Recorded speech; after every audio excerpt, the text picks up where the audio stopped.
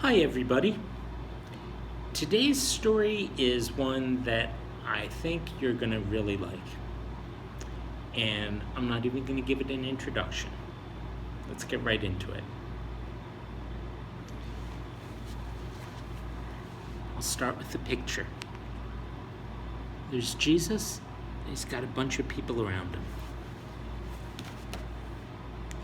Jesus liked to answer questions from people who came to hear him speak. People would try to understand what he was teaching, and wise men were very interested in what he had to say.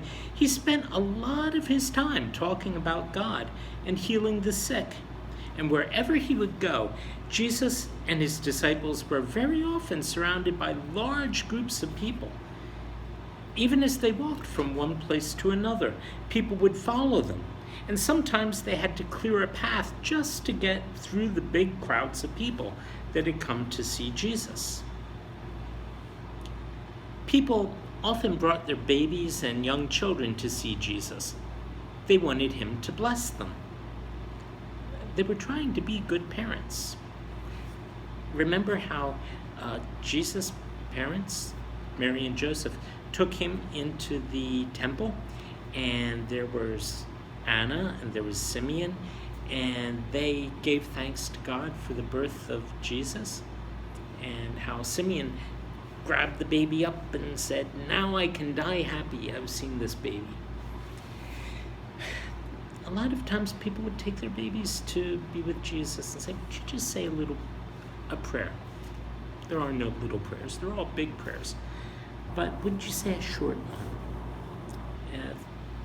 Jesus would say something like, "Thank you for little Georgie here. Thank you for Susanna.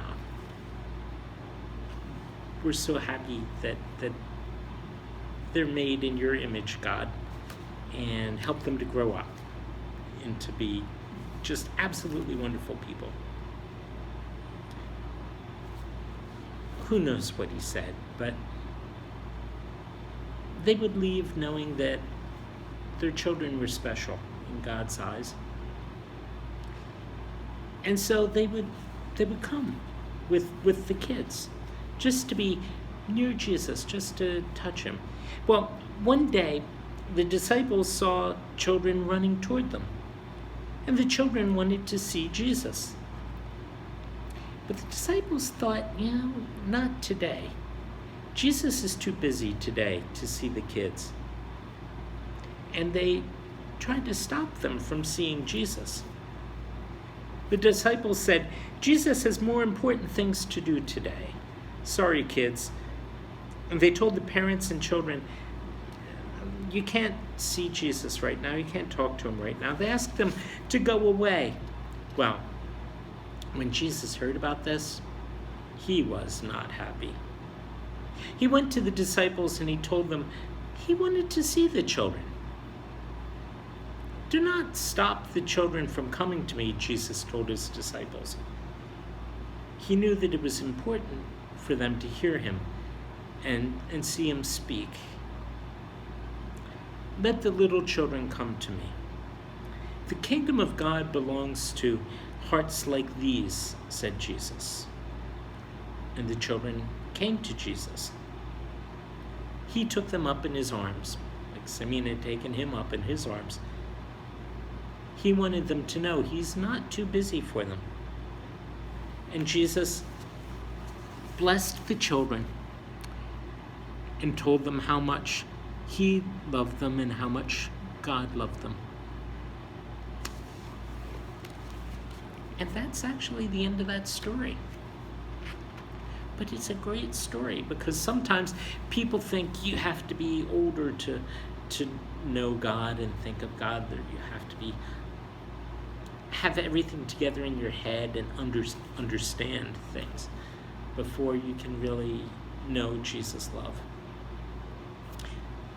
That's one reason why if kids come forward when we're having communion, I make sure they do. Some people think you should wait until you understand things. I don't think we ever really understand everything about God.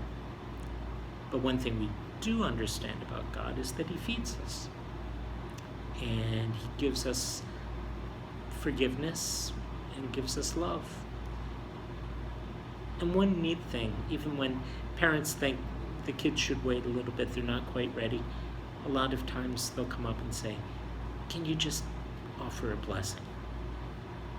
And that's what we do. Simply say, God bless. Just like Jesus did. Don't wait until you're older to think you're important. You're important now. What is also important is getting enough sleep. So, brush your teeth, comb your hair, go to bed. Preferably in that order. Good night.